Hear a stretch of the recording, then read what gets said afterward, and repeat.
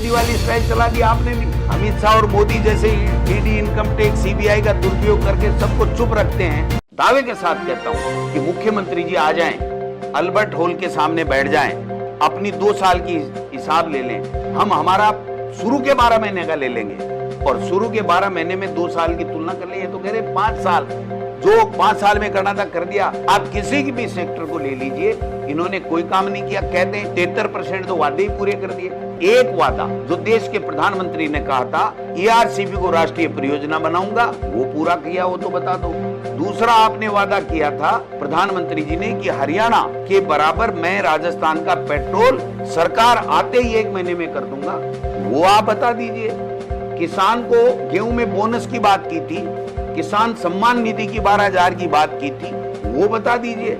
देश के प्रधानमंत्री ने कहा था कि हम योजनाएं बंद नहीं करेंगे। आपने खाद्य पैकेट की योजना, जन हितैषी योजना को बंद कर दिया। आपने मुख्यमंत्री चिरंजीवी योजना को बंद कर दिया। आपने मोबाइल बंद कर दिए गरीब को मिलने वाले, जो महिलाएं योजनाओं का लाभ लेती और अपने बच्चों से। आपने विदेशों में गरीब के जो बच्चे जा रहे थे उनकी स्कॉलरशिप को बंद कर दिया। नाम चेंज कर दो, कोई फर्क नहीं पड़ता, लेकिन उसका क्राइटेरिया चेंज कर दिया और आगे जाने का मतलब नहीं। सारी योजनाएं बंद है। स्कूलें बंद कर दो, स्कूलें बंद कर दो। 1 करोड़ का 98 लाख समथिंग था जब मैं शिक्षा मंत्री था, आज 67 लाख भी नहीं है। और जो ये नामांकन घटा है मंत्री जी की और इस सरकार की गलत नीति है, उसके कारण से घटा है। मंत्री जी ने RT एक्ट में संशोधन किया, 1 साल बढ़ा करके 6 साल को मिलेगा, अब घटा करके उसको वापिस कर दिया। क्यों? कि इनको आदर्श विद्या मंदिर RSS की स्कूलें चलानी थी, उसमें बच्चे खत्म हो गए, वो जो खंडर हो गए भवन, और वहां पर कबूतर बोलते हैं, इसलिए यहां से बच्चा निकले और RSS की पाठशाला आदर्श विद्या मंदिर में जाए।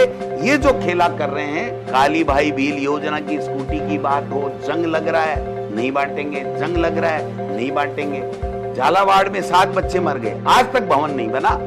हाई कोर्ट ने इनको लताड़ लगाई कि स्कूलों के अंदर आप कब तक मरम्मत करोगे ये बताइए, वरना अपने प्रमुख शासन सचिव को यहाँ पर हाजिर किया जाए। 16,000 करोड़ रुपए लगेंगे।